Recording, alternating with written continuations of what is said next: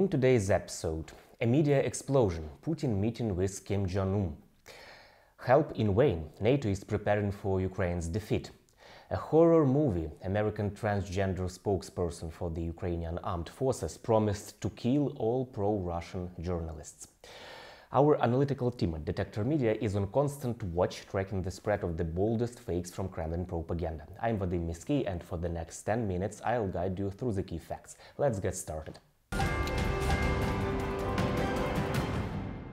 Putin and Kim's meeting has blown up the world charts, where the US has suddenly stormed in. This is how the Kremlin propagandists have described the meeting of the world's outcasts, the leaders of Russia and the Democratic People's Republic of Korea. This is a manipulation. After all, the practical outcome of the North Korean leaders' visit to Russia remained unclear. Both dictators did not make any final declarations, and no official statement has been published. But the propagandists rejoice.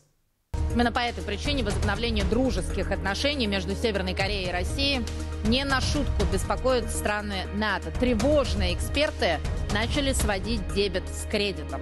На вооружении КНДР находятся около 3500 средних и основных боевых танков, а также более 560 легких танков, более 2500 бронетранспортеров, около 10 400 артиллерийских орудий, свыше 7500 минометов, более 2500 РСЗО, около 2000 установок ТУР, и часть из этого якобы может попасть на Украину. All the Russians got out of the North Korea leader's visit was a few protocol videos of the meeting between the two dictators. They were showering each other with compliments.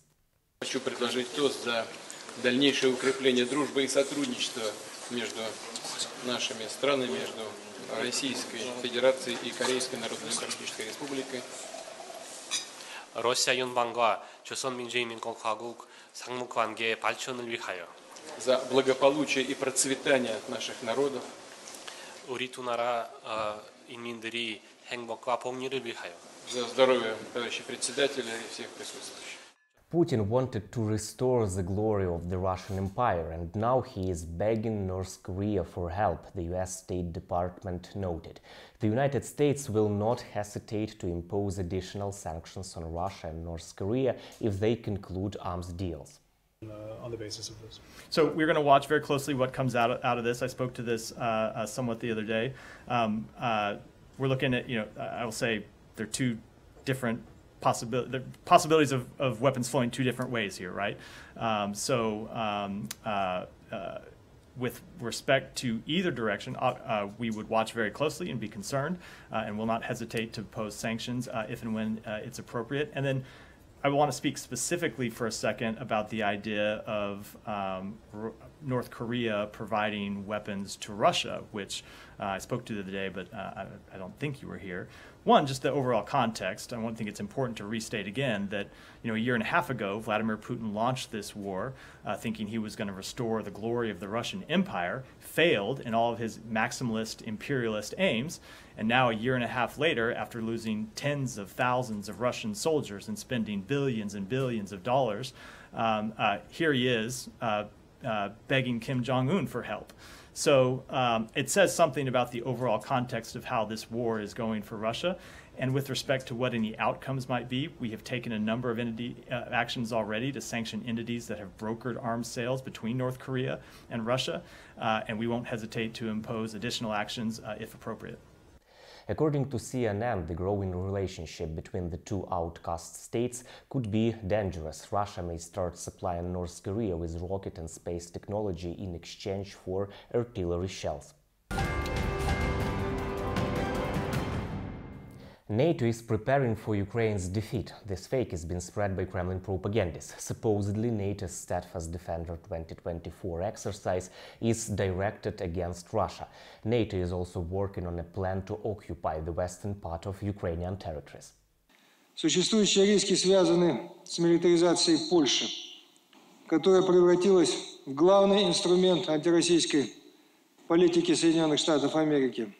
Варшава объявила о намерении построить, как утверждают поляки, самую мощную армию на континенте. Кроме того, имеются планы по созданию на регулярной основе так называемого польско-украинского соединения, якобы для обеспечения безопасности Западной Украины, а по сути для последующей оккупации этой территории. NATO regularly conducts steadfast defender exercises which focus on the defense of member states rather than attacking others.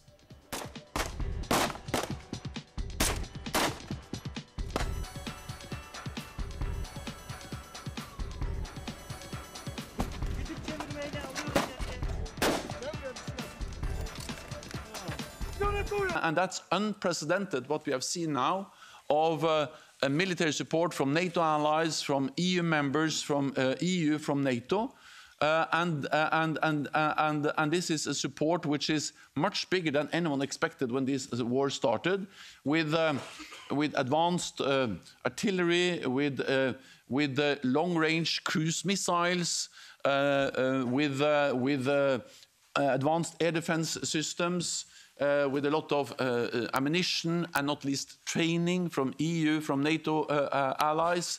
And now also I would like to commend the Netherlands, Denmark, and also Norway for announcing that they are ready to deliver F-16s, and many allies have also announced that they are ready to start training of Ukrainian pilots and technicians to enable them to have F-16s. So again, there is much more we need to do, and we need to support and sustain this support. But if we just stop for a moment and think where we are today compared to where we thought we were going to be just weeks ahead of the invasion, I think we need to recognize the strength, the commitment, not least enabled by the European Parliament, for EU members, for NATO allies, for our institutions to stand by Ukraine.